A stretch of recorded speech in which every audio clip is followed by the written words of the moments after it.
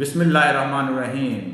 लाखों दरूद व सलाम हज़रत मोहम्मद मुस्तफ़ा सल्लल्लाहु अलैहि वसल्लम पर और उनकी आल पर। यह है आपका अपना digital channel multi fusion Mohammed Hashim Khan के साथ। आज की इम्पॉर्टेंट अपडेट्स में सबसे पहली जो अपडेट है, पख्तूनों के ख़िलाफ़ तौहीन अमेज़ रिमार्क्स, जो सेनेट ने इस पर बहुत बड़ा एक्शन लिया। कायमा कमेटी में ये डिस्कशन हुई है क्योंकि एक उर्दू किताब जो कि ओ लेवल की है, उसमें पख्तूनों के ख़िलाफ़ एक कंटेंट शाया हुआ है जो कि बहुत बेहुदा और बड़ा गंदा किस्म का कंटेंट है। और वो मैं आपके सामने यहाँ पब्लिक भी नहीं कर सकता क्योंकि वो गंदी चीज़ है, लिहाजा। और एक ऐसी कौम के ख़िलाफ़ है जो कि बहुत बागैरत कौम है, जिनकी औरतों से लेके बच्चों तक कुर्बानियाँ अगर आप गिने तो आप गिन नहीं सकते।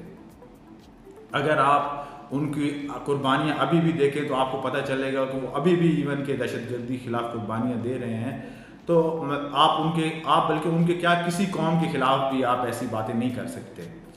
अच्छा, कायमा कमेटी में बेसिकली उन्होंने आज उनके मुसन्निफ़, जो उर्दू किताब जिसमें वो कंटेंट लिखा गया है, उसके मुसन्निफ़ और पब्लिशर दोनों को बुलाया है। तो उन्होंने तो पहले ही तहरीरी तौर पर माफ़ीनामा लिख दिया है, लेकिन कायमा कमेटी ने बेसिकली उन दो बंदों को पर्सनली ज़ाती हैसियत में बुलाया है ताकि इस बात का ज़ाला हो सके और फ्यूचर में ताकि ऐसी कोई बात ना हो सके। अच्छा, दूसरा पॉइंट मेरा है कि हुकूमत खुश सिवाय ट्रंप के जीत पर। अच्छा, वो इसलिए कि आप ये देखेंगे हुकूमत इस टाइम हर चीज़ पे खुश है सिवाय ट्रंप की जीत पे। जैसा कि आप देख सकते हैं कि जस्टिस याहिया अफरीदी को उन्होंने चीफ जस्टिस ऑफ पाकिस्तान बना दिया है, हालांकि वो तीसरे नंबर पे थे। और उन्होंने एक आईनी बेंच के हवाले से जो फैसला लेना था जस्टिस याहिया अफरीदी साहब से, वो भी उन्होंने करा लिया है। और अगर आप मखसूस नशिस्तों के हवाले से जो फैसला था आप उनको देखें तो वो भी उनके हक़ में हो गया, हालांकि सुप्रीम कोर्ट का उस पर डिसीजन आ चुका है, लेकिन वो भी उनके हक़ में हो चुका है। तो आला अदलिया के हवाले से तो इस टाइम हुकूमत हमारी बहुत खुश है। अगर आप उनके जो हुकूमती लोग हैं और वज़रा, उनको आप देखें, उनकी बातें सुनें, तो आपको उससे जो नतीजा अक्स करता है वो ये लगता है कि वो इस हवाले से बहुत खुश हैं सिवाय ट्रंप की जीत से जो अभी तक हो चुकी है। अच्छा, और अगर आप पीटीआई वर्कर्स को देखें तो वो इमरान खान को रिहा कराने के लिए ऐसा बताते हैं और ऐसा लगता है और ऐसे कॉन्फिडेंट तरीके से जैसे उनकी तैयारी मुकम्मल है।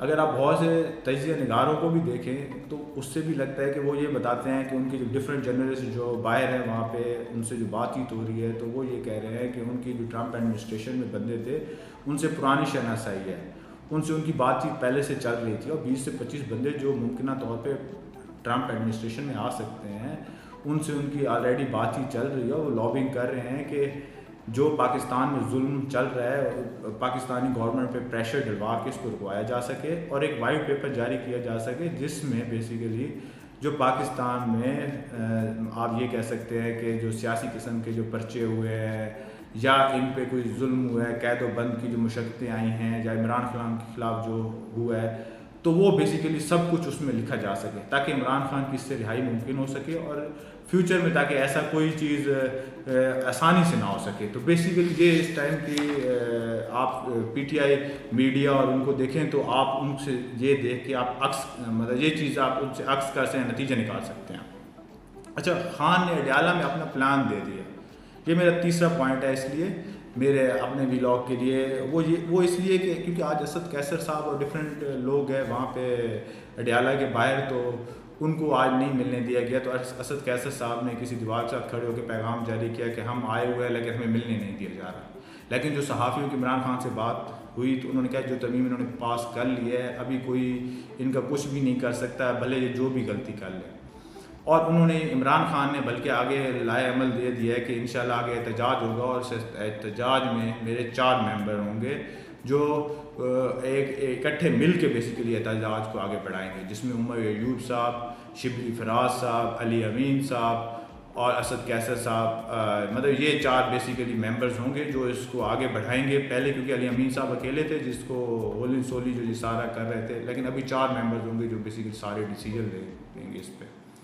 अच्छा, और जो सबसे इम्पॉर्टेंट बात इमरान खान ने की वो ये की कि उन्होंने अपनी 2 गलतियाँ मान ली।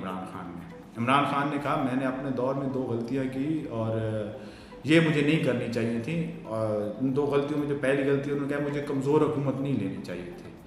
अच्छा, कमज़ोर हुकूमत वो इसलिए कह रहे हैं नहीं लेनी चाहिए थी क्योंकि बार बार वो ये कहते थे हमें जनरल बाजवा की ज़रूरत पड़ती है जब उन्होंने कोई फाइनेंस बिल पास कराना होता था या मुख्तलिफ़ मौक़ों पे जब उनको ज़रूरत पड़ती थी तो उनको बेसिकली डिफरेंट बंदों की तो उनको जनरल बाजवा या डिफरेंट लोगों की उनको मदद की ज़रूरत पड़ती थी, तो इसलिए वो आज ये कह रहे हैं कि मुझे ये नहीं कराना चाहिए था।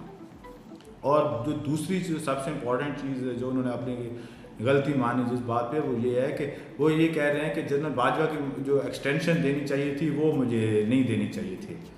तो ये बेसिकली आज का मेरा वीलॉग है आप लोगों के लिए, और ये इंपॉर्टेंट अपडेट्स थी जो मैंने आज आप तक पहुंचा दी हैं।